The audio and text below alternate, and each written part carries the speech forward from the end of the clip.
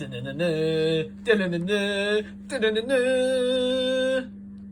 TV. How do they, guys, and welcome back to Edgar TV. And today what we're going to do is going to take a look at 5 matches that have caused me the most pain, or defeats that I didn't enjoy. I mean, no one enjoys defeats, but defeat is inevitable in darts.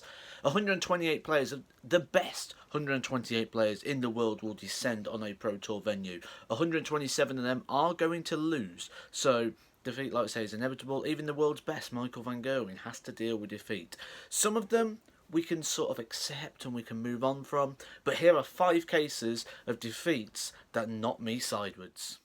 In at number 5 came at the 2013 UK Open, the last UK Open that took place at the Reebok Stadium on Sky Sports, where I actually made my full TV debut in the second round when I played Colin Osborne on the main stage, and I squeezed through that 5-4.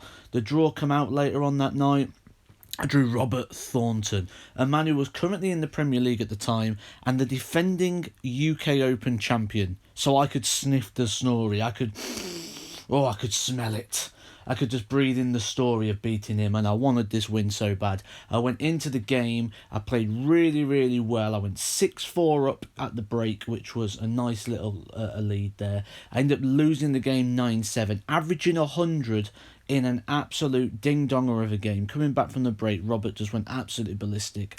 Played really well in this one, but didn't get it through. You saw Wayne Mardle arrived with the Sky cameras, ready to try and grab the story of the huge upset, but it didn't quite happen. I didn't cross the line. I'd lost this one 9-7. Ouch.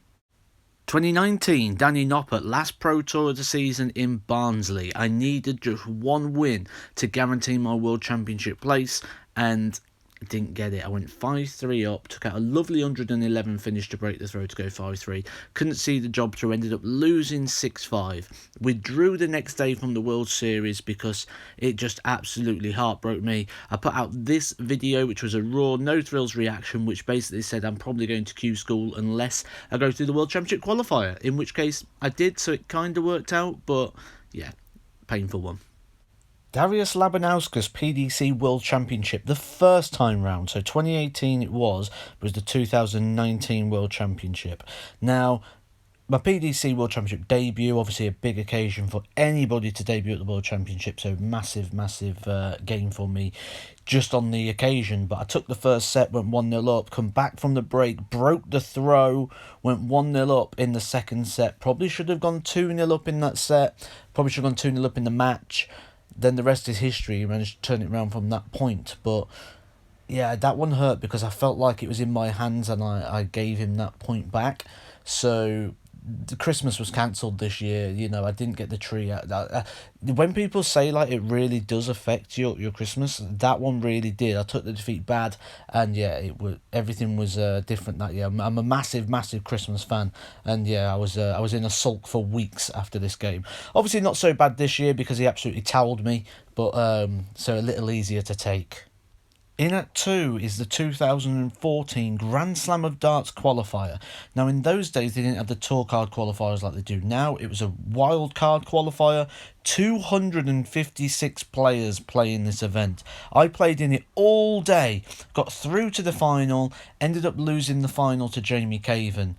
Now, I tell you, when you're on your own, after you've gone through a long day of 256 players, to lose at the final hurdle, that drive home from Wigan in traffic taking 6 hours down the M6 is absolutely horrific. One of the worst days of my darts career. Even though I got so close, it was such a painful defeat. And if that wasn't enough pain for one man to take, I just took another one.